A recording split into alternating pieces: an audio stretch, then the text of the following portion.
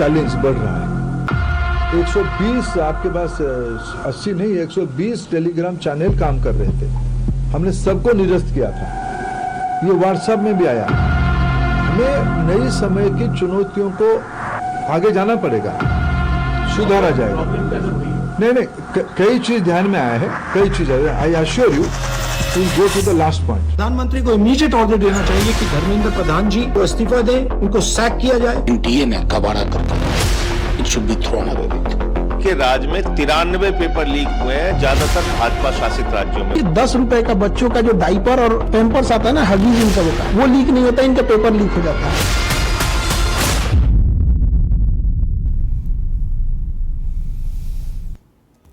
1947 में हमारा देश आजाद हुआ। एक गाना आज भी गाया जाता है 26 जनवरी 15 अगस्त को। ले आए हैं कश्ती तूफान से निकाल कर, रखना मेरे बच्चों इसको संभाल कर। ये हिंदुस्तान जो आजाद हुआ और जिस तरीके से बड़े बड़े सपने देखना शुरू किया गया इस देश को आगे बढ़ाने के लिए, हुआ।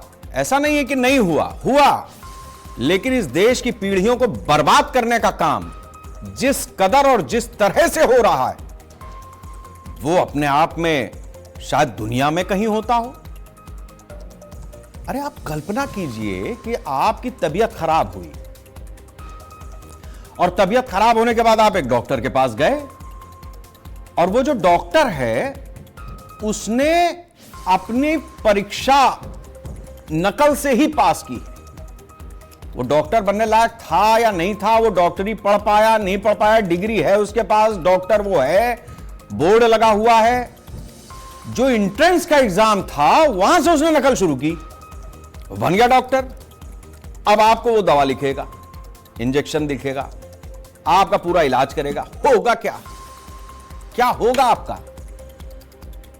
और सिर्फ इतना ही नहीं, उसके मां बाप की भी अगर तबीयत खराब होगी तो क्या अपने बच्चे से अपना इलाज कराना पसंद करेंगे? एक बार जरा अंदर झांक करके सोचिएगा, क्योंकि आज महत्वपूर्ण विषय है। नीट का पेपर लीक होने के बाद से बवाल मचा हुआ है।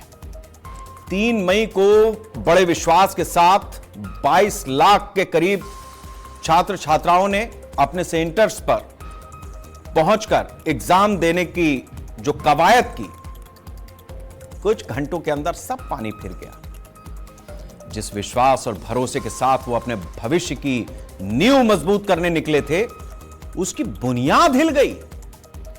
किसी ने देश के युवाओं के भविष्य के साथ ऐसा गंदा खिलवाड़ किया कि सब कुछ एक झटके में खत्म हो गया। 3 घरों के चिराग बुझ गए हैं। छात्रों को ऐसा झटका लगा है, उन्हें सिस्टम के ऊपर से विश्वास उठ गया है और मौत को गले लगाना उन्होंने बेहतर समझा है। नीट परीक्षा पर पेपर लीक का जो दाग लगा है उसने सिस्टम पर कई सवाल खड़े किए हैं। यह दाग न सिर्फ पेपर लीक पर लगा है, बल्कि पेपर लीक ने देश के युवाओं के भविष्य, सिस्टम के भरोसे, सरकार के संशोधनों पर भारी चोट की, संसाधनों पर चोट की। नीट पेपर लीक कांड में जांच एजेंसी की तरफ से अब तक 9 बड़ी गिरफ्तारियां हो चुकी हैं, जिनसे पूछताछ में आने वाले समय में कई बड़े खुलासे हो सकते हैं। सीबीआई की तरफ से पेपर लीक कांड के मास्टरमाइंड है पीवी कुलकर्णी को गिरफ्तार कर लिया गया है। जांच में खुलासा हुआ है कि कुलकर्णी ने पेपर की कॉपी या प्रिंटआउट बांटने के बजाय एक बेहद शातिराना तरीका अपनाया था। कुलकर्णी ने पुणे स्थित अपने घर पर ही बेहद गोपनीय तरीके से स्पेशल कोचिंग क्लास लगाई। इस सीक्रेट क्लास के दौरान कुलकर्णी ने छात्रों को पेपर के सवाल, मल्टीपल चॉइस ऑप्शन और उसके सही जवाब बोलकर लिखवाए। छात्रों ने सारी जानकारी अपनी कॉपियों में हाथ से लिखी। छापेमारी में हुई बरामदगी में सीबीआई ने सब कुछ पुष्ट किया है। फिलहाल जिस तरीके से पेपर लीक हुआ उससे छात्रों का आक्रोश चरम पर है। कई छात्र संगठनों ने सरकार के खिलाफ जमकर विरोध प्रदर्शन किया है।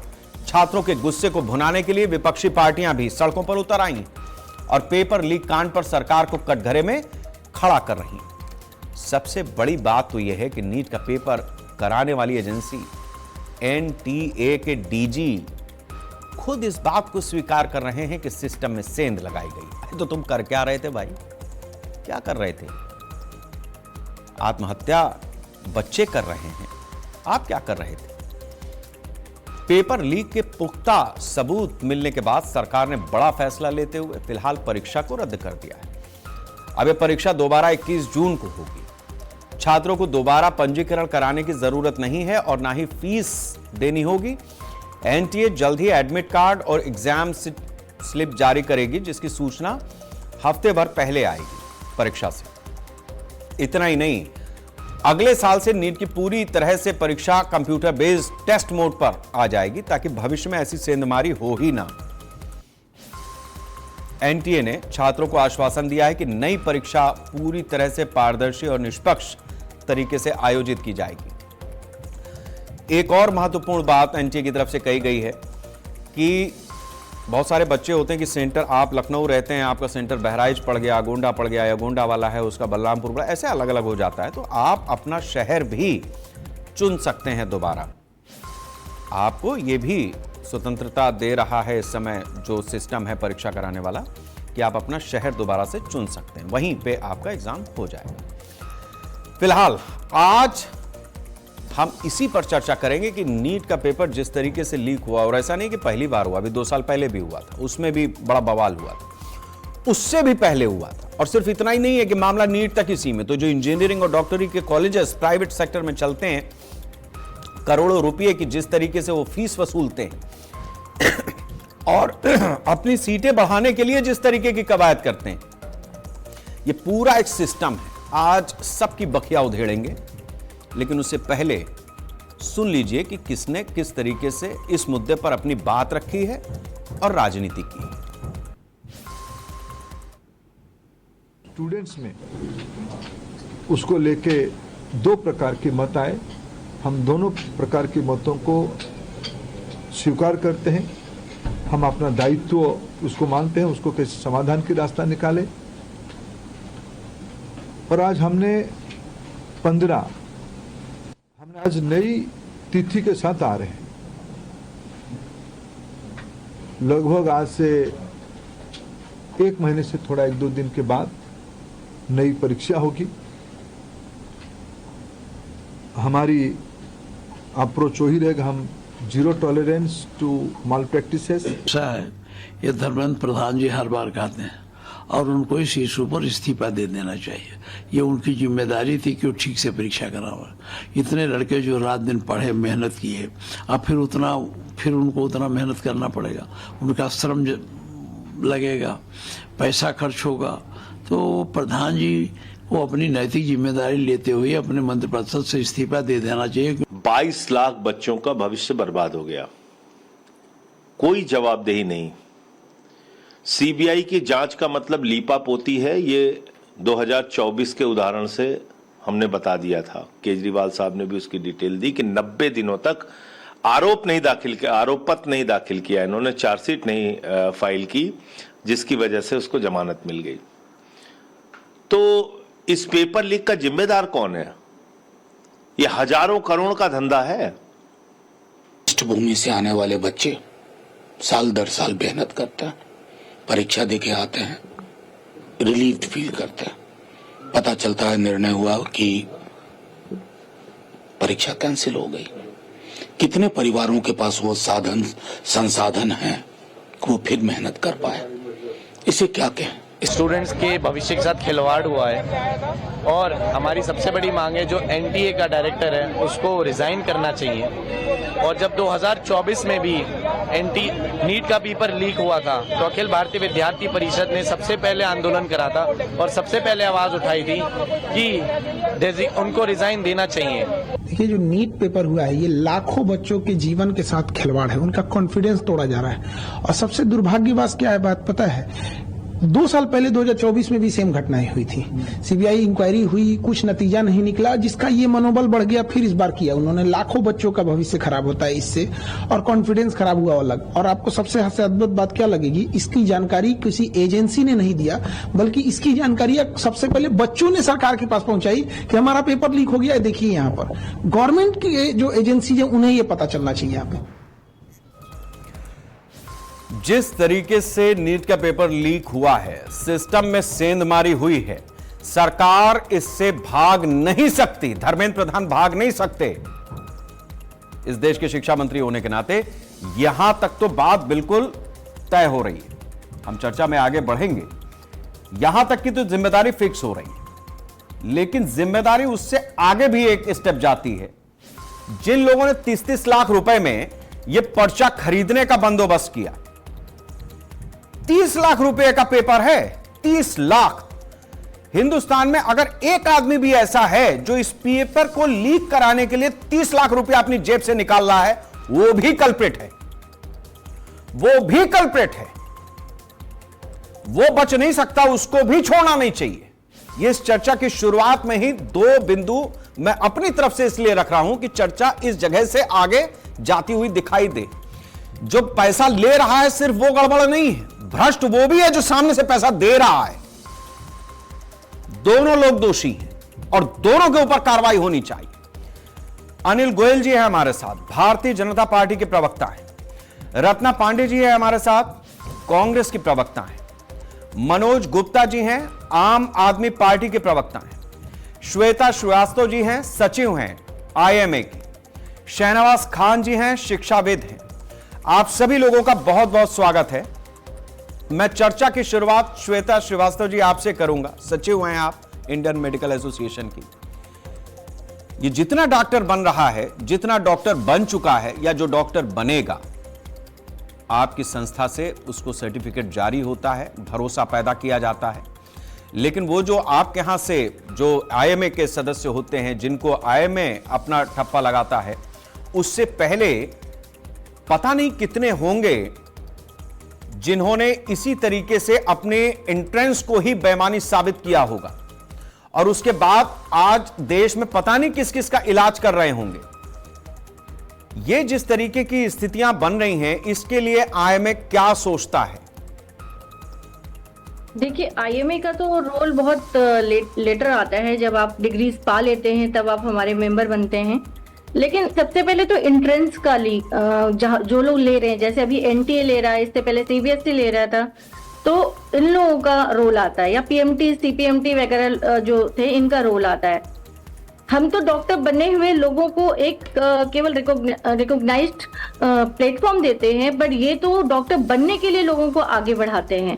तो सबसे पहले तो हमारा ये जो सिलेक्शन ऑफ डॉक्टर्स है, अगर हम एक एंट्रेंस निकाल रहे हैं, कर रहे हैं, तो वो एकदम अच्छे तरीके से होना चाहिए। और लीक केवल इस बार नहीं हुआ या एनटीए के टाइम पे नहीं हुआ, हमेशा से होता आया। हाँ, उस समय जो है हम लोग उस चीज को प्रूव नहीं कर पाते थे। अब ये सब चीजें प्रूव हो पाती है बिकॉज टेक्नोलॉजी एडवांस हो गई है।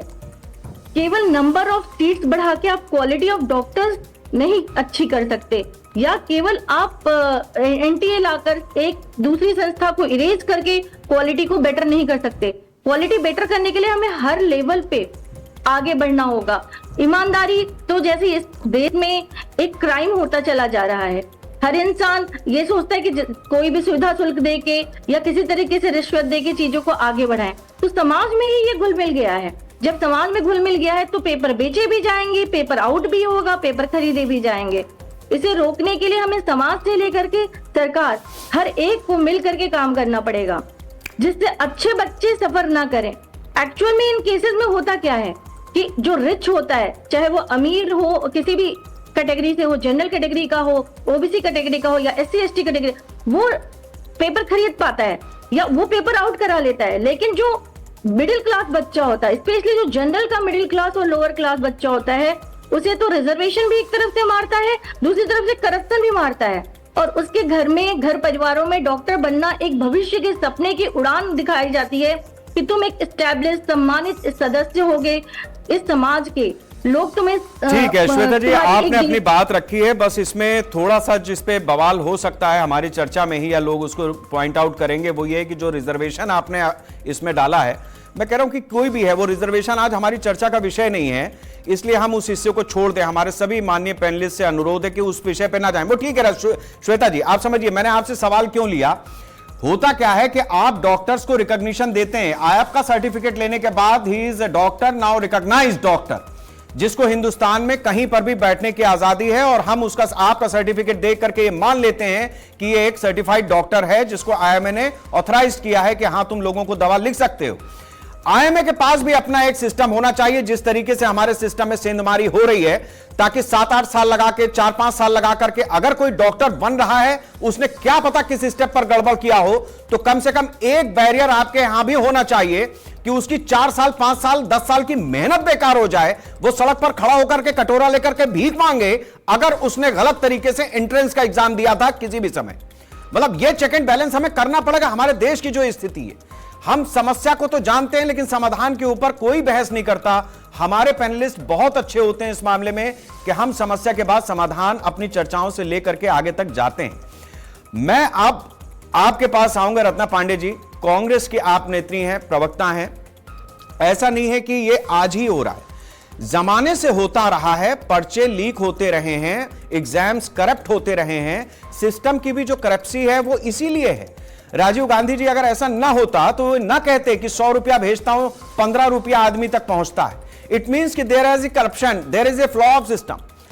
तो ये सिस्टम हमारा जिस तरीके से करप्ट होता है, उसमें ऐसे लोगों की सेंधमारी है जिनके अंदर अहर्ता नहीं है या लालच इस कदर है कि वो देश को बर्बाद कर रहे हैं, खोखला कर रहे हैं। कांग्रेस इस विषय में किस तरीके से अपना महत्वपूर्ण विचार रखेगी? जी, आप सभी को नमस्कार के साथ मैं ये आपके अंतिम वाक्य से ही शुरू करूंगी कि राजीव जी ने कहा था कि 15% ही पहुंचता है। इसको इतनी स्पष्ट स्वीकृति करने का साहस क्या किसी दूसरे प्रधानमंत्री में आपको दिखा है? नहीं दिखा है। और दूसरी बात, हमने तुरंत मेजर्स लिए, हम आधार लाए और Aadhaar linked direct bank transfer schemes की, ताकि जो ये लीकेज है ये बंद हो जाए। और आज की तारीख में लगभग ये लीकेज बंद भी हो चुकी है। डीबीटी के थ्रू लोगों के पास पैसा जो भी महत्वाकांक्षी योजनाओं का है पहुंच रहा है। दिक्कत होना एक अलग बात है, दिक्कत आइडेंटिफाइड होने के बाद मेजर्स लेना दूसरी बात है, और दिक्कत आइडेंटिफाइड होने के बाद दिक्कत को प्रमोट करना, बढ़ाते चले जाना तीसरा स्टैंड है, जो भारत के यशस्वी प्रधानमंत्री पिछले 12 सालों से हर मुद्दे पर लेते रहे हैं। मैं बात करती हूँ 2024 में पेपर लीक हुआ नीट का ही, सिर्फ नीट पर रहूंगी। नीट पर पेपर लीक हुआ, ग्रेस मार्क्स से लोगों को आगे बढ़ा दिया, बच्चों को आगे बढ़ा दिया गया। उस बार भी लगभग 22 लाख बच्चों का भविष्य अंधकार में गया था। बहुत जांच पड़ताल हुई, सीबीआई हुई और सरकार ने राधाकृष्णन कमेटी बनाई। मैं पूछना चाहती हूं धर्मेंद्र प्रधान जी से, कितनी बार पढ़ी है कमेटी की सिफारिशें? कितनी बार पढ़ी है कमेटी की सिफारिशें माननीय प्रधानमंत्री नरेंद्र मोदी जी ने? क्योंकि ये देश के बच्चों के भविष्य को सीधा स्टिमुलेट करने वाला मैटर था, लेकिन नहीं पढ़ी गई। अगर पढ़ी गई होती तो कमेटी में, राधाकृष्णन कमेटी ने बताया था कि हमें कंप्यूटर बेस्ड टेस्ट होना चाहिए, जिसकी बात कल जाके प्रधान जी ने बोला है कि मैं सीबीटी। क्या भाई, 2 साल क्या कर रहे थे? केवल चुनाव करा रहे थे, क्योंकि प्रधान जी और मोदी जी दोनों लोग केवल संगठन का काम देखते हैं, चुनाव बना के सरकारें बनाना इनका काम है। इन्हें अपनी कार्यगत और पदेन जिम्मेदारियों से कुछ लेना देना नहीं। अब बात करती हूँ, आपने कहा ये शुरू से होता आ रहा है, शुरू से होता आ रहा है, तो आज की टेक्नोलॉजी को क्या यूज नहीं किया जाना चाहिए? क्या 2010 में मेरे पास ये टेक्नोलॉजी थी जो आज है? मैं वाईफाई से कनेक्टेड एग्जाम्स क्यों नहीं करा पा रही हूँ? राधाकृष्णन कमेटी ने कहा था कि जेई के पैटर्न पर हर सेशन में नया पेपर आना चाहिए, क्यों नहीं लाया गया आज तक? 2 साल हो चुके हैं। अगर वेस्ट बंगाल में केंद्रीय बल लगाए जा सकते हैं, अंधाधुंध पैसा फेंका जा सकता है, तो देश के भविष्य के साथ खिलवाड़ क्यों कर रहे हैं प्रधानमंत्री?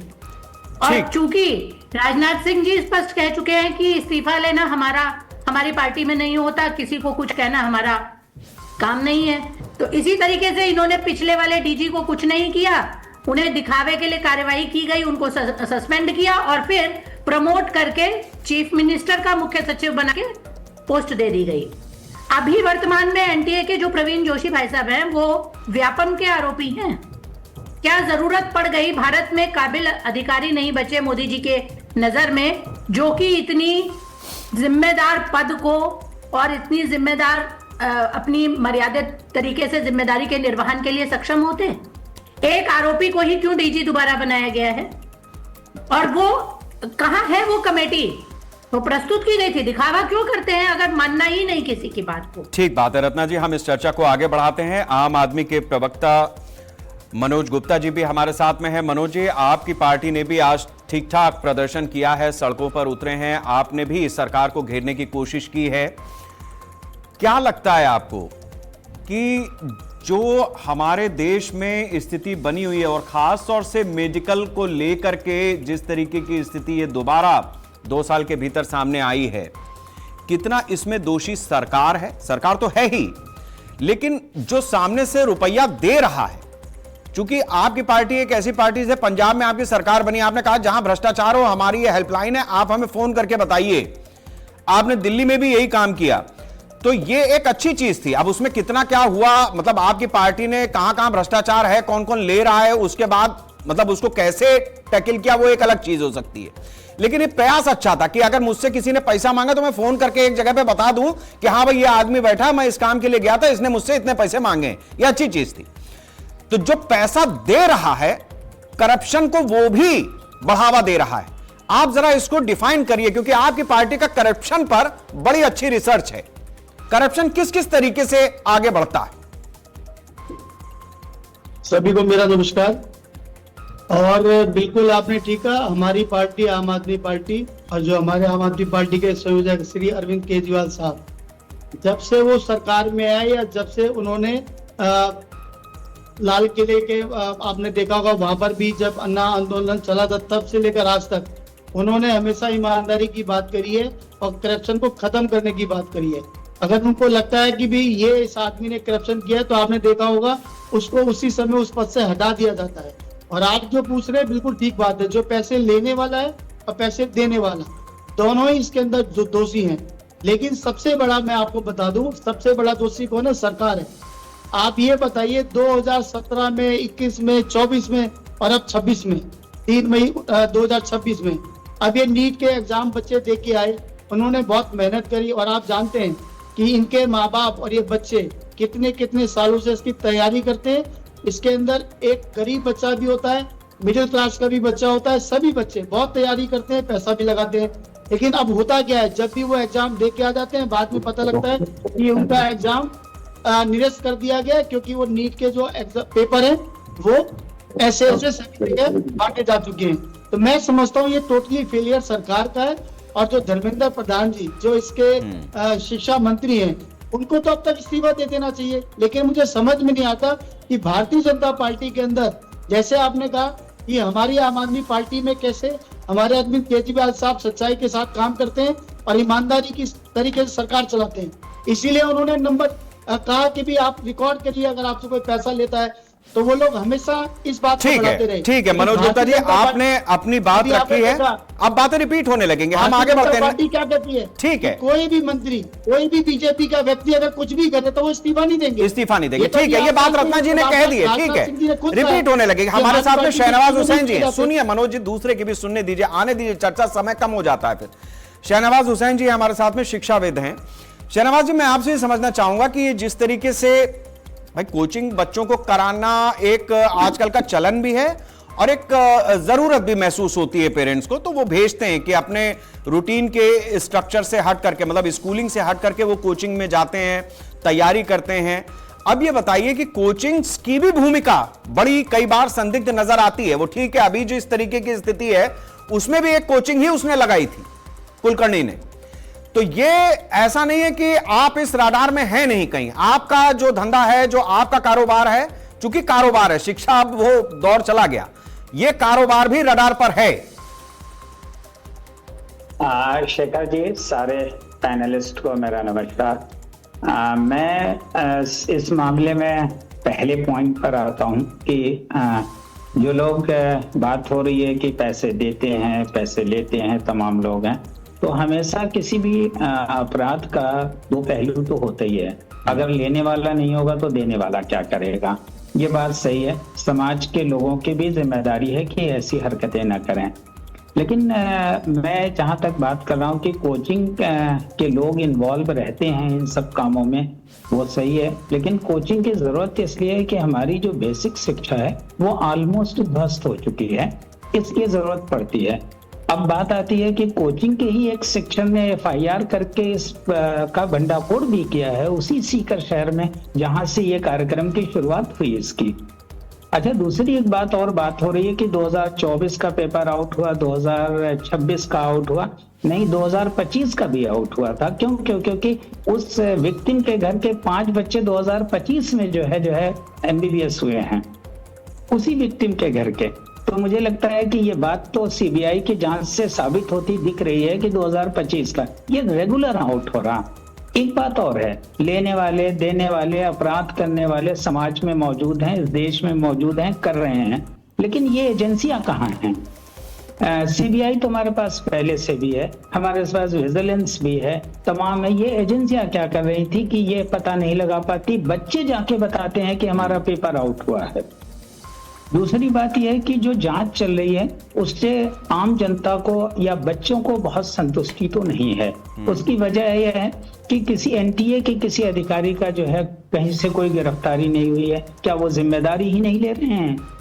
अब सवाल ये होता है कि इस वक्त हमारी परेशानी तो है, स्टूडेंट्स के बीच में आज और कल 2 दिन से हूं और मैं देख रहा हूं 2 परेशानी है। एक तो परेशानी ये है कि आज जो गड़बड़ी करके डॉक्टर्स बन जा रहे हैं, ये आज का मसला नहीं है, 2026 का मसला नहीं है, ये मसला है अगले 50 साल तक वो इसी सिस्टम में डॉक्टर रहेंगे और मरीजों को देखेंगे, उनके साथ क्या क्या करेंगे। और जो इस नियत से डॉक्टरी के फील्ड में आया है, वो जो बेसिक मूल सिद्धांत है डॉक्टरी के, उस पर कैसे कायम रह पाएगा जो सेवा सत्कार। ठीक है, आपने एक महत्वपूर्ण बिंदु की ओर इशारा किया है शहनवाज जी, और इसी लखनऊ में केवल इतनी बात नहीं है कि वो 50 साल तक सिस्टम में कैसे रहेगा। ये लखनऊ के आशियाना में एक लड़के ने अपने पिता को गोली मार दी, क्योंकि पिता उसके पीछे पड़े थे कि भाई पैसा जितना लगेगा हम लगा देंगे, तुम डॉक्टर बन जाओ। और उसकी वजह यह थी कि पिताजी ने अपने जवानी में मेहनत की और पैथोलॉजी खोली, उसकी चेन बन गई, आज करोड़पति अरबपति हैं वो अस्पतालों की श्रृंखला खोल सकते थे। अब चाह रहे थे कि लड़का पढ़ लाए तो ये, लेकिन जयशंकर प्रसाद इस बात को कूद कपूत तो का धन संचय। आता हूं मैं शहनवाज जी, सुधीर जी बड़ी देर से इंतजार करें, अगले राउंड में आता हूं। सुधीर जी हमारे साथ में बिहार से जुड़े हैं हमारे साथ में। सुधीर जी, आप ट्रेन करते हैं, अधिकारी बनाते हैं, लोगों को उस दिशा में लेकर के जाते हैं। कैसी स्थिति है कि जो लोग तैयार हो रहे हैं सिस्टम के लिए वो इस तरीके के। दूसरा, जो सुप्रीम कोर्ट के चीफ जस्टिस ने कहा कॉकरोच केवल ऐसा नहीं है कि वो कॉकरोच वहीं पे हैं, ये पूरे समाज में है। तो ये सवाल, सही बात है। तो ये सवाल है मेरा कि जिस तरीके की स्थिति है इसमें आप जैसा शिक्षाविद, एक ट्रेनर, क्या राय रखेगा? जी, सभी पैनलिस्ट को मेरा नमस्कार। और इस पर मेरा एक बहुत ही शॉर्ट विचार ये होगा, इसमें रक्षा सेवा क्षेत्र में पिछले 22 सालों से काम कर रहा हूँ, विद्यार्थियों से काफी करीब से जुड़ा हुआ मैं। देखिए, ऐसा है कि ज्यादातर मुद्दों पर जो है ना, जो पैनलिस्ट होते हैं या चर्चाएं होती हैं, वो राजनीतिकरण का शिकार हो जाती है। हमें यहाँ पर मुद्दा ये ध्यान रखना है कि हमें वो सॉल्यूशन के ऊपर बात करना है। जब मैं कैडेट्स को तैयार करता हूँ ना, तो किसी भी चैलेंज के सॉल्यूशन के ऊपर आते हैं। एक उदाहरण के साथ इसको शॉर्ट करता हूँ। मान लीजिए कि हमारे देश में सेना जो है 24/7 जो है बॉर्डर्स पर है। क्या आतंकवादी देश में नहीं आ रहे हैं तो क्या हम सेना को ब्लेम करते हैं इसके लिए? नहीं करते हैं। एक्चुअली क्या है ना, करप्शन भी इसी तरह से। हम जिस पेपर लीक की बात कर रहे हैं ना, ये पेपर लीक जो है अब वो पुराने जमाने की बात, क्योंकि अब हम पेपरलेस सोसाइटी में जा रहे हैं। तो हमारे देश में व्यवस्था में ये परिवर्तन तो बिल्कुल होना चाहिए कि पेपरलेस जब सिस्टम बन रहा है तो हमारे पास इसकी टेक्नोलॉजी कैसे होनी चाहिए। आप मुझे एक बात बताइए, कोई भी आदमी भारत में रहने वाला जो है अपने जीवन का सबसे ज्यादा जो अंश है, संपत्ति जो है, वो बैंक में रखता है और सारे ट्रांजेक्शन ऑनलाइन करता है। क्या किसी भी व्यक्ति के पैसे पे चोरी होने पर या कुछ लोगों के चोरी होने पर क्या सारे बैंक के सर्विसेज को ब्लॉक कर देना सही होगा? क्या हमारे देश में न्याय व्यवस्था ये कहती है कि अगर 1000 गुनाहगार भले ही बच जाए लेकिन एक निर्दोष को सजा नहीं मिलनी चाहिए। यहां पर बात बिल्कुल उल्टी हो रही है। मान लीजिए कुछ लोग या कुछ संस्था इसके लिए दोषी है, तो क्या लाखों लोगों को सिर्फ इसलिए एग्जाम देने से रोका जाए, पेपर कैंसिल कर दिया जाए क्योंकि कुछ लोग इन्वॉल्व है? मैं आपको अपने अनुभव से आज से लगभग 12 या 15 साल पहले की घटना बता रहा हूँ। एसएससी का एक बच्चा था जो हमारे पास अधिकारी बनने के लिए आया था। तो मैंने पूछा कि आप पहले से सब इंस्पेक्टर हैं तो आप हमारे पास कैसे आए?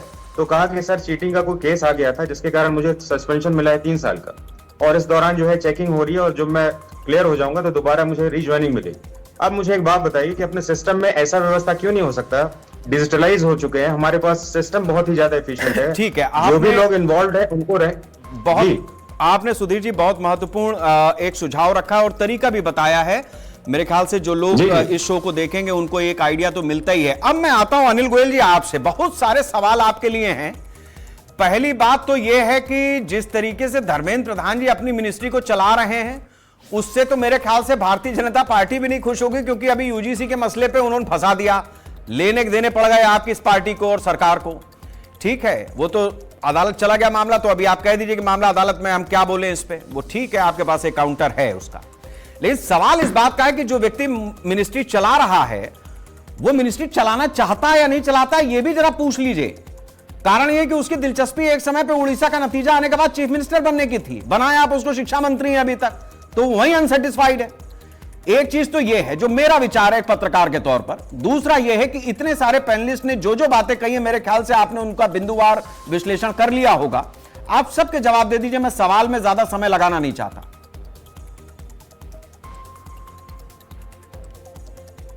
आप अपना माइक अनम्यूट कीजिए पहले।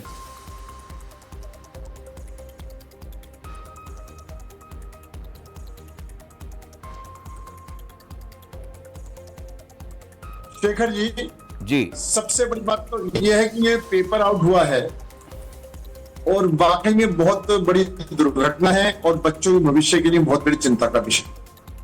इसमें कहीं से कहीं तक दो राय नहीं है। और उसके अंदर आपका पीवी कुलकर्णी और मनीषा जी को मतलब गिरफ्तार कर लिया गया है, सीबीआई ने 10 दिन की हिरासत में भेज दिया गया है। अरे कुलकर्णी और मनीषा अपराधी हैं, उनके आगे जी भी लगा करके आप काहे को उनका महिमा मंडन कर रहे हैं? ये फिर वही हो जाएगा जैसे ओसामा जी दिग्विजय सिंह कहते थे। अरे क्या बात कर रहे हैं साहब? अरे सीबीआई ने पकड़ा, चोर हैं ये, गोयल साहब चोर हैं ये। पक्का चोर है, चोर नहीं डकैत हैं। मैं भी एकदम सॉरी कहता हूं, लेकिन मेरा कहने मतलब सरकार पूरी तरीके से एक्शन में है। सरकार पूरी तरह से उनको गिरफ्तार भी कर रही है, कार्रवाई कर रही है, 9 लोगों की गिरफ्तारी भी हुई है। और एक दूसरी बात, सरकार ने पेपर के लीक के साथ साथ डेट भी दे दी है और बच्चों को सुविधा दे दी है कि अपने हिसाब से अपना सेंटर चुन लें और सही मायनों में 14 जून तक एडमिट कार्ड भी मिल जाएंगे। लेकिन अभी अपने शिक्षाविद हैं सहवाज जी, क्या नाम इनका, उन्होंने एक बात कही है, सही बात, मूल बात जो कही है कि अभी हमको हमारी जो बेसिक शिक्षा है, आज हमारे शिक्षा का स्तर जो है स्कूलिंग शिक्षा से इस शिक्षा स्तर गिर गया है। और ये बच्चों पर ऊपर जब बच्चे चले जाते हैं तो उनके ऊपर पढ़ाई का इतना लोड हो जाता है, कोचिंग सेंटरों की जो बाढ़ आ रही है, सही मायनों में कहीं ना कहीं हमारे स्कूल, चाहे वो स्कूलिंग शिक्षा हो चाहे ऊपर की शिक्षा हो, सब शिक्षाओं में आमूलचूल परिवर्तन करने की जरूरत। तो भाई सरकार में आप बैठे हैं, ये अगर आपको पता है तो कब करेंगे? तीसरी बार सरकार चल रही मोदी जी की। शेखर जी, इसके लिए सरकार पूरी तरीके से कृत संकल्प है। सरकार पूरी तरीके से इस बात पर लगी हुई है। इसके अंदर जैसे होता क्या, अब पहले मेरी पूरी बात सुन, एक बच्चे को तैयार होने में कम से कम सही मायनों में 15, 16, 18, 20 साल उसकी एजुकेशन के हिसाब से इतना पूरा समय होता है। और इस पूरा समय के अंदर कहीं भी किसी भी सरकार की वजह से कहीं भी पढ़ाई लैप्स होती है, खराब होती है, तो एक चैन टूट जाती है पढ़ाई। तो मैं बिल्कुल जो अपने शिक्षाविद ने जो कहा है, अपने सहवाज भाई ने, वो मूल बात कही है, जिस मूल बात में हमें जानने की जरूरत है। आज हमें जानने की जरूरत है कि शिक्षा पर नीचे से ऊपर तक पूरी तरीके से सख्ती से काम करके और शिक्षा को कब करेंगे, मैं यही तो जानना चाह रहा हूं भाई। 50 साल गोयल साहब, देखिए ऐसा है कि मैं मानता हूं आप इस समय फंसे बहुत बुरा है, लेकिन मेरी भी मजबूरी है कि मैं छोड़ नहीं सकता सस्ते में आपको। उसका कारण ये, कांग्रेस ने भी 50 साल देश चलाया है, वो टेक्नोलॉजी, वो शनै शनै जो विकास हुआ उसमें भी सिस्टम में छेद रहे होंगे, कहीं जोड़ा होगा, घटाया होगा, वो अपनी। आपकी तीसरी बार सरकार चल रही है, एक्सीलरेट पूरी ताकत से आपने कर रखा है, सरकार की उपलब्धियां गिनाने में कोई कसर नहीं है।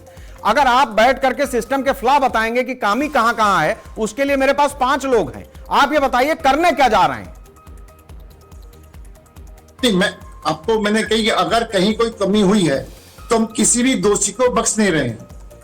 हर उसके अच्छा, 24 वालों को आपने नहीं बख्शा, एक सेकंड, 24 वालों को आपने नहीं बख्शा, 25 में फिर हो गया, अभी 26 में फिर हो गया।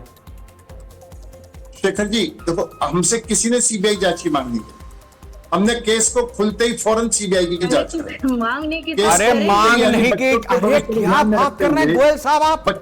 अरे गोयल साहब आप क्या बात कर रहे हैं? ठीक है मैं आता हूं, आप थोड़ी सी और तैयारी कीजिए गोयल साहब, मामला जमेगा नहीं, बीजेपी कटघरे में है और फंस जाएगी। रत्ना जी आप अपनी बात रख दीजिए, मैं आता हूं, श्वेता जी आपके पास भी आ रहा हूं। आप सुनिए अनिल जी, ऐसे मामला नहीं बनेगा, बीजेपी सही जवाब नहीं दे रही है इस चर्चा में। रत्ना जी मैं अशोक गोयल जी को सूचित करना चाहती हूँ, अनिल गोयल जी हैं, देश के प्रधानमंत्री जी को भी, कि public examination act 2024 Modi ji ने बनाया था, लेकिन बना के भूल गए, क्योंकि फंडिंग होती है ना, पीएम केयर फंड वैसे ही चलता है, राज्यों में चुनाव में जो खर्चे होते हैं, यात्रा पे जो खर्चे होते हैं, वो कहां से आते हैं। तो वो पब्लिक एग्जामिनेशन एक्ट 2024 क्या क्या कहता है ये इन लोगों को मालूम ही नहीं है। सबसे पहले कहता है पेपर लीक एक संगठित अपराध है, सारे प्रकार का, एग्जाम हैकिंग से लेकर आंसर की बेचने तक, क्वेश्चन पेपर लीक करना तक, उसमें सख्त सजा है, जो कि 24 में लगाई नहीं गई। 1 करोड़ का जुर्माना है और 5 साल तक की सजा है पूरी। उसके आगे बात करते हैं, ऑर्गेनाइज्ड गैंग्स पे बात की जा रही है और सीबीआई इन्वेस्टिगेशन मस्ट है। तो जो माननीय गोयल जी कह रहे हैं कि कृपा कर दी है देश पर, किसी ने मांगा नहीं था, इन्होंने प्रसाद बांट दिया, तो भाई साहब थोड़ा पढ़ लिख के, एक्ट आपने बनाया है, उस एक्ट को फॉलो भी आप नहीं कर पा रहे हैं। और एनटीए को ध्वस्त कीजिए, क्योंकि वो एक एनजीओ है, उसमें कोई भी एक्टिव आईएएस अधिकारी या सरकार का अधिकारी उसका मेंबर नहीं है, वो सब के सब रिटायर्ड मेंबर्स हैं। क्यों बना रखा है एक ऐसे एनजीओ को, देश के भविष्य को क्यों सौंप रखा है? क्योंकि फंड तो आपके पास ही जाता है। दिनेश बेनीवाल जो पकड़ा गया, उसने क्या कहा है, बड़े लोगों को बचाने के लिए मुझे पकड़ा है। कौन है वो बड़े लोग? क्या नरेंद्र मोदी जी जवाब देंगे?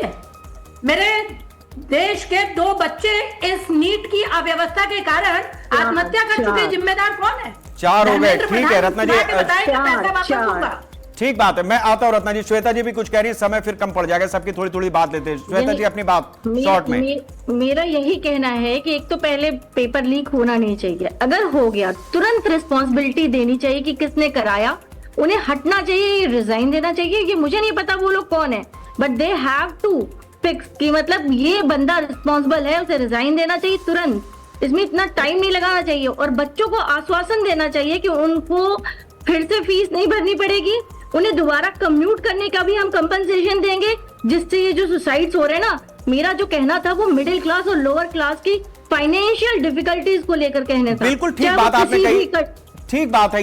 ये शहनवाज जी से मैं सवाल लेता हूं, मैं आता हूं, 1 सेकंड रुकिए। शहनवाज जी, जो बात आपने कही कि कंप्यूटर के जरिए ये टेस्ट हो सकते हैं, वाईफाई वगैरह की जो बात आप इस वजह, प्रतापगढ़ से एक बच्चा आया है, मेरे ही ऑफिस में है, उस बच्चे ने एमए कर रखा है और वो कहता है कि साहब मैं ये चीज ये बनूंगा।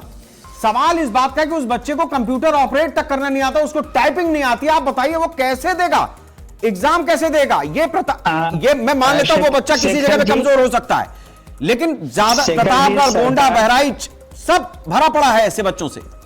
शेखर जी, मैं सरकार की इस व्यवस्था का स्वागत करता हूं कि अब कंप्यूटर बेस्ड एग्जाम होगा, लेकिन इसके चैलेंजेस बहुत हैं, क्योंकि ज्यादातर नीट का जो बच्चा है वो जो है रूरल एरियाज का है और वो कंप्यूटर नहीं जानता। 22 लाख बच्चों को मुझे ट्रेनिंग देनी होगी कि वो कैसे एग्जाम देगा, और इसके लिए कोई फैसिलिटी सरकार ने अनाउंस नहीं की है। मुझे लगता है जल्द से जल्द इसके लिए कोई व्यवस्था करनी चाहिए, वरना ये संभव नहीं हो पाएगा। और जो गरीब तबका का बच्चा है वो फिर डॉक्टर भी नहीं बन पाएगा, ये भी बात बड़ी महत्वपूर्ण है, और जबकि टैलेंट बहुत भरा हुआ है। ठीक है, और हमें चाहिए कि उसकी।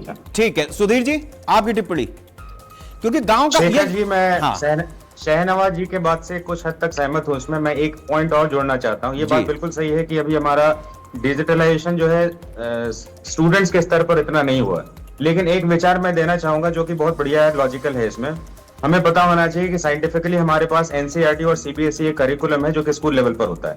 कोचिंग व्यवस्थाएं जानबूझकर जो है प्रमोट करती हैं, प्रोवोक करती हैं। अनफॉर्चुनेटली स्टूडेंट्स की हत्या जो है या मृत्यु हो जाना या आत्महत्या करना एक गंभीर विषय है, लेकिन इसमें कहीं ना कहीं बहुत सारे लोग जो कि ऐसे विचार देते हैं जो काफी ज्यादा प्रोवोक कर रहे हैं, या भी इन बिल्कुल शांत करना चाहिए। देखिए, एक विचार मेरे पास हमेशा रहा है इसमें, क्यों ना एक काम किया जाए जो जेई के साथ भी रखा गया है इसमें। अगर हम मेडिकल जैसे प्रोफेशन के लिए डॉक्टर्स बना रहे हैं तो हमें नॉलेज इंफॉर्मेशन दोनों चाहिए। इंफॉर्मेशन को तो हमें ऑब्जेक्टिव टाइप से मिल जा रहा है, लेकिन नॉलेज नहीं मिल रहा है। अगर हम सीबीएसई करिकुलम में या जो भी स्कूल करिकुलम में है, 12th के बेसिस पर अगर हम 90% या 80% फिक्स कर दें तो वहां से, क्योंकि अभी दक्षिण भारत में तमिलनाडु के सीएम ने, जोसेफ विजय ने भी यही बात रखी थी। तो लोकतंत्र में एक विचार का पक्ष रखा जाए तो एक लेवल पर हम प्राइमरी ये भी ले सकते हैं और दूसरा हम उस एग्जाम को बीच में एक सॉल्यूशन बना सकते हैं। एक सेकंड में आ रहा हूं, ठीक है, क्योंकि फिर 12th के पेपर आउट हो जाएंगे। 12th के पेपर आउट हो जाएंगे। मैं ये कह रहा था कि सर बोर्ड की परीक्षाओं की पवित्रता भी पहले से भंग हो चुकी। ठीक है, मैं उस पर आता हूं, एक सेकंड में, ठीक है। यस, मेरे साथ मनोज जी, मैं आपसे एक चीज समझना चाहूंगा। नहीं, आप अपनी बात मत करिए, इस समय मेरे सवालों का दौर चलने दीजिए वरना समय कम पड़ेगा। देखिए, एक चीज यह है कि जैसे सरकारी जो मेडिकल कॉलेजेस हैं, जो भी सरकार के हैं, उसमें जो फीस है वो उसमें, और जो प्राइवेट कॉलेजेस हैं उसमें बहुत बड़ा अंतर है। मतलब आप ये समझिए कि प्राइवेट कॉलेज में अगर एक पेड सीट पर लड़का जा रहा है तो लगभग 1 करोड़ रुपया तक उसके बाप को फीस देनी पड़ेगी, लेकिन वहीं वो 10 लाख 15 लाख रुपए में सरकारी में ठीक ठाक अगर है तो वो उसमें निकल जाएगा। इतना बड़ा गैप है, तो 30 लाख रुपया उसके लिए, मतलब तब भी वो 50 लाख रुपया बचा रहा है अपने बच्चे को डॉक्टर बनाने के लिए। ये जो शिक्षा में असमानता है, आप इसके ऊपर बोलिए, क्योंकि आप शिक्षा पे भी काम करते आए हैं। आम आदमी पार्टी ने शिक्षा पे भी काम किया है, अच्छा किया बुरा किया उस पर नहीं जा रहे, आप इस पे विचार रखिए। नहीं, बिल्कुल ही आम आदमी पार्टी ने दिल्ली के अंदर स्कूलों की जो हालत बहुत खराब थी पहले, वो बहुत अच्छी की है, इसमें कोई दो राय नहीं है, और सभी जगह इसकी चर्चा भी होती है। मैं इसमें सिर्फ एक बात कहना चाहूंगा, और जो मेरी अपनी एक राय भी है, प्राइवेट और सरकारी में जो फीस का इतना फासला है, पहली बात तो मैं कहना चाहूंगा कि सरकारी जितने भी संस्थान हैं उसके अंदर इतनी ज्यादा अच्छी पढ़ाई हो या इतनी ज्यादा सुविधाएं हो, अच्छे टीचर्स हो, अच्छे प्रोफेसर्स हो, ताकि बच्चा प्राइवेट की ओर जाए ना। और सरकार की जिम्मेवारी है कि प्राइवेट को ज्यादा बढ़ावा ना दे, सरकारी के अंदर ही इतनी सुविधा दी जाए। वो सरकारों के लिए भी संभव नहीं है, क्योंकि नेक्सस तो वहीं से पैदा होगा। ठीक है मनोज जी। अनिल जी, मैं अब आप समझिए, अनिल जी, आपने नगला चंद्रभान का नाम सुना है? ठीक है, आ रहा हूं मैं, मनोज जी आ रहा हूं। अनिल जी को क्यों छोड़ रहे हैं? बोलना चाहूंगी, मैं आ रहा हूं श्वेता जी। बच्चों की, हाँ, अच्छा, बच्चों के लिए बस 30 सेकंड में अपनी बात रखें बच्चों के लिए जी। कि ये जो बच्चे सुसाइड कर रहे हैं या जो बहुत डिप्रेशन में, उनसे मैं ये कहना चाहूंगी, जिंदगी सबसे ज्यादा जरूरी है, कोई एग्जाम नहीं। ठीक है, वो इतने डिप्रेस ना हो, क्योंकि ये बहुत लंबी पढ़ाई होती है हम लोगों की, 15 साल 20 साल। डिप्रेशन होना नहीं चाहिए, ये ठीक है। एक मिनट, बड़ा महत्वपूर्ण सवाल छूट जाएगा। श्वेता जी, आपकी बात, चिंता अपनी जगह पे है, मैं उस पर कंक्लूड कराऊंगा, आप ही से करा लूंगा। अनिल जी, मैं आपसे ये जानना चाहूंगा कि नगला चंद्रभान का नाम सुना है आपने? नहीं सुना है? हाँ, बताओ। नगला चंद्रभान का अगर आपने जिक्र सुना हो तो बीजेपी के लिए बड़ा महत्वपूर्ण जगह है ये गांव है।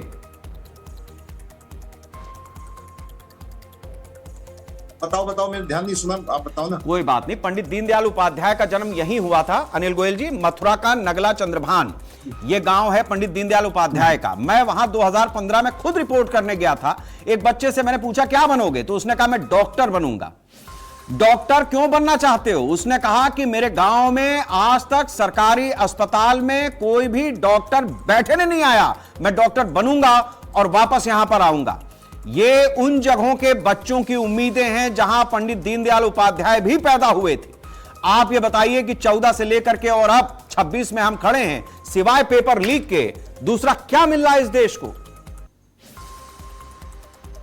शेखर जी, एक बात तो यह है कि पहली बात, अभी मेरे से इन्होंने वक्ताओं ने कहा कि दोबारा फीस नहीं लेनी चाहिए, सरकार घोषणा कर चुकी है कि दोबारा फीस नहीं ली जाएगी। दूसरा यह है कि हम बिल्कुल नीचे तक जाएंगे पेपर लीक मामले में, नीचे से लेकर ऊपर तक किसी भी व्यक्ति को कोई नहीं बख्शा जाएगा।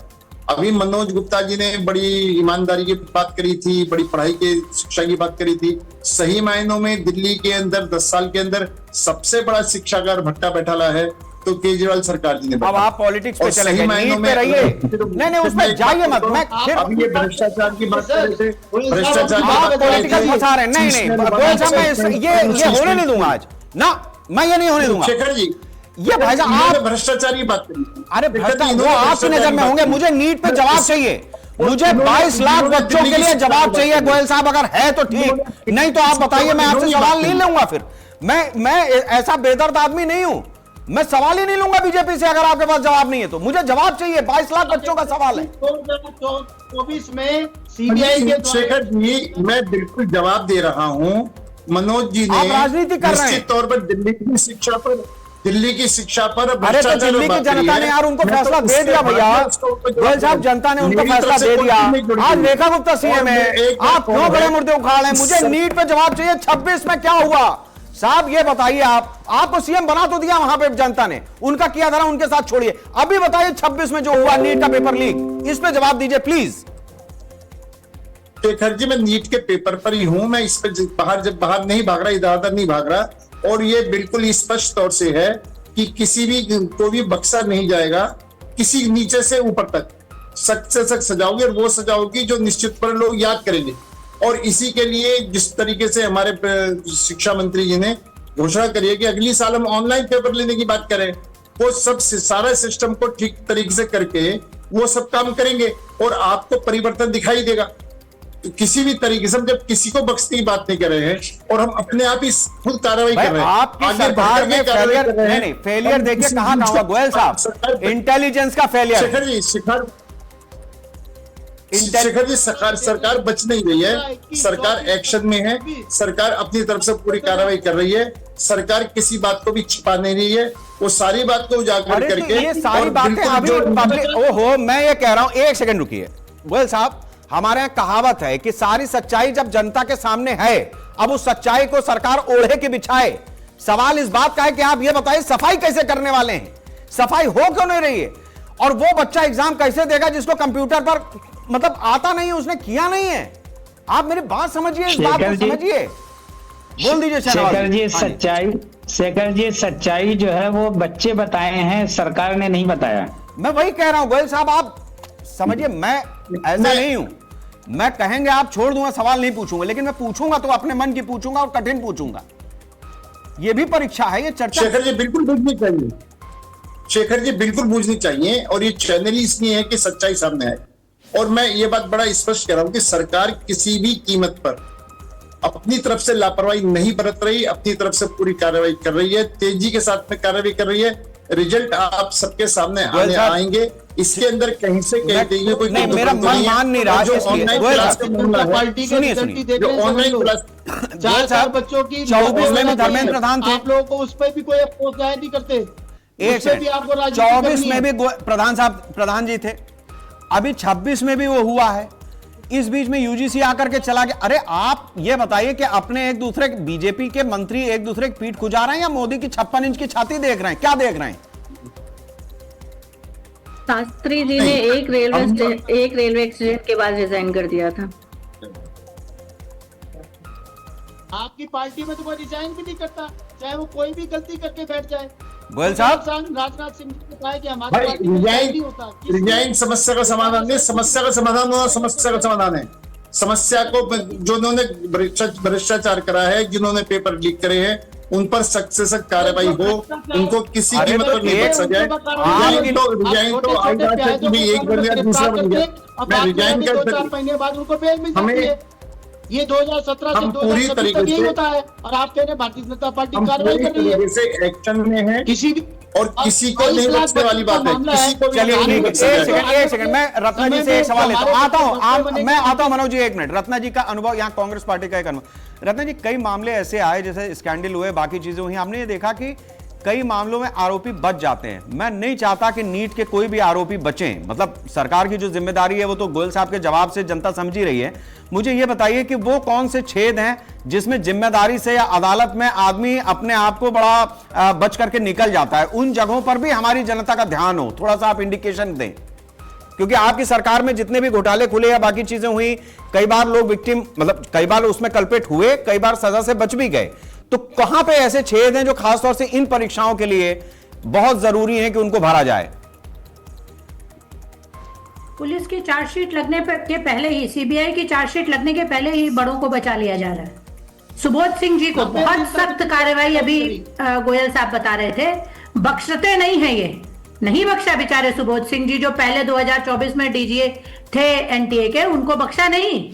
उनको पद से उतारा और बाइज्जत ले जाके मुख्यमंत्री का मुख्य सचिव बना के पदोन्नति की। बख्शते नहीं किसी को ये लोग, प्रॉपर तरीके से सम्मान करते हैं। जो बलात्कार करके आता है उसको संसद में बिठाते हैं फूल माला पहना के, बल्कि जेल तक चले जाते हैं ढोल बजाने। बख्शते नहीं है ये लोग, बहुत गंभीर है हर दोष के प्रति। गोयल साहब सुन रहे 12 हैं साल आप? बाद दिल्ली में दोबारा निर्भया हो गया है। तो फिलहाल अभी नीट पे रहती हूँ। नीट के लिए कई सारे लोगों का ये मानना है कि मेडिकल की परीक्षा में दिक्कत आएगी अगर कंप्यूटर बेस्ड होगा। जेई कई सालों से हो रहा है और जेई में भी ग्रामीण अंचल के पर्याप्त बच्चे आते हैं, क्योंकि मैं खुद ग्रामीण अंचल से हूं, मुझे मालूम है। तो ऐसा नहीं है, लेकिन जब जेई करा जा सकती है, बात तो सरकार के विल पावर की है।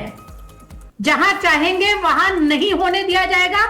अगर बंगाल का चुनाव बिना हिंसा के कराने का क्रेडिट ले रही है भारत सरकार, भारत सरकार ही ले रही है क्योंकि मोदी सरकार ले रही है, तो देश में इतनी बड़ी परीक्षा कैसे लीक हो रही है ये मानने से कोई भी मतलब यकीन ही नहीं कर सकता कि सरकार नहीं इसमें शामिल है। और ये तो खुल के मान रहे हैं ना, 2024 में हुआ, 2026 में हुआ, पैटर्न है। मतलब इम्प्लीमेंटेशन का फेल्योर तो सबके सामने आ रहा है खुल के। तो इम्प्लीमेंटिंग अथॉरिटी एनडीए है, भारत सरकार के कब्जे में। हाँ, एक एनजीओ को बना रखा है ताकि चलिए ठीक है रत्ना जी, अब मेरे पास बिल्कुल आखिरी हिस्सा है। मैं 30 सेकंड सुधीर जी, केवल उन बच्चों को आप मतलब मजबूत बनाइए जिनकी परीक्षा छूट गई और जिन्हें आगे चलकर 21 जून को परीक्षा देनी है। केवल ये 30 सेकंड में आप सब लोगों को उन्हीं बच्चों के लिए दे रहा हूं। सुधीर जी, पहली बारी आपकी। शेखर जी, मैं अपनी बातों को कुछ बहुत ही मुख्य बिंदुओं के साथ समाप्त करूंगा। लोकतंत्र के 3 पिलर में हमारे पास जुडिशरी है, एग्जीक्यूटिव है और लेजिस्लेचर है। आप मुझे बताइए कि देश में जब चुनाव होते हैं तो कहां पर आरोप नहीं लगता है कि वहां पर बूथ कैप्चरिंग या जो भी ईवीएम जैसी चीजों के ऊपर कुछ घटनाएं होती हैं? क्या कभी देश या राष्ट्रीय स्तर पर कभी चुनाव रद्द होते हैं क्या? उसी तरीके से अगर किसी क्षेत्र में अगर मान लीजिए पेपर लीक हो गया तो पूरे राष्ट्रीय स्तर पर जो है स्टूडेंट्स को कॉम्प्रोमाइज क्यों करना पड़े? क्या हमारे देश का मैकेनिज्म सिर्फ स्टूडेंट्स को ही हैम्पर करने के लिए बना है? नेताओं के ऊपर आरोप क्यों नहीं लगाया जाता कि नहीं इस बार पूरा इलेक्शन कैंसिल कर दिया जाए? तो जाहिर सी बात है कि ये मैकेनिज्म हमारे छात्रों के लिए बनना होगा। न्यायपालिका तो इंटरफेयर करने के लिए मना करती है आर्टिकल 50 के अंदर में, तो स्टूडेंट्स ही पीरियड क्यों है यहाँ पर?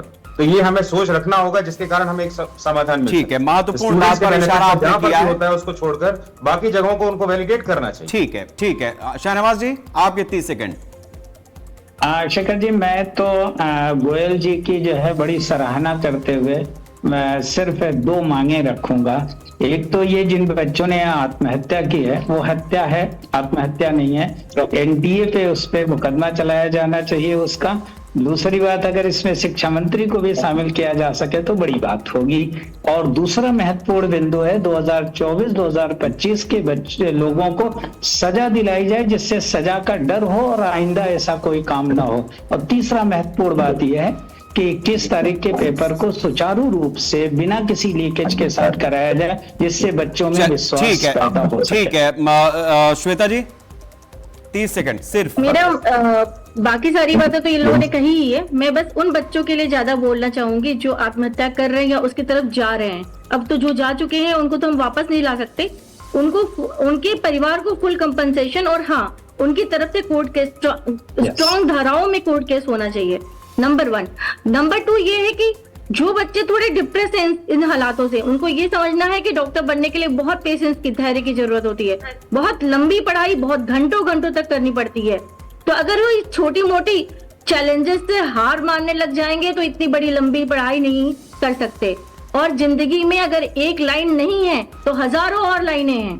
चलिए ठीक है, लेकिन उन बच्चों के तकलीफ होती है जिन्होंने पढ़ाई की है, तैयारी की है। ठीक है अनिल गोयल जी, मैं कोई सवाल आखिर में आपसे नहीं लूंगा, सिर्फ इतनी बात कहूंगा कि आप बीजेपी के प्रवक्ता हैं, ऑफिशियली आप हमारी इस डिबेट में शामिल हुए हैं।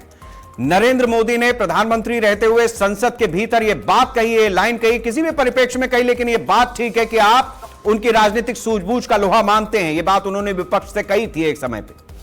राजनीतिक सूझबूझ का हम भी लोहा मानते हैं। उनको तीसरी बार देश ने चुना है, लेकिन इसलिए नहीं चुना है कि इस देश का बच्चा आत्महत्या करे। और नीट जैसी एक सामान्य परीक्षा, जो बहुत ही सामान्य परीक्षा की तरीके से बहुत ही निष्पक्ष और प्रभावी तरीके से संपन्न कराई जा सकती है, सिर्फ सरकार की लापरवाही से, सिर्फ सरकार की लापरवाही और आपके पूरे सिस्टम के फेलियर की वजह से इस तरीके की स्थिति बने। आप ये संदेश जरूर पहुंचाइए जो इस चर्चा में हमारे माननीय प्रवक्ताओं ने और पैनलिस्ट ने रखा है। सबने बड़ी महत्वपूर्ण बातें कही हैं और बच नहीं सकती सरकार। 56 इंच की छाती केवल कहने से नहीं फूलेगी।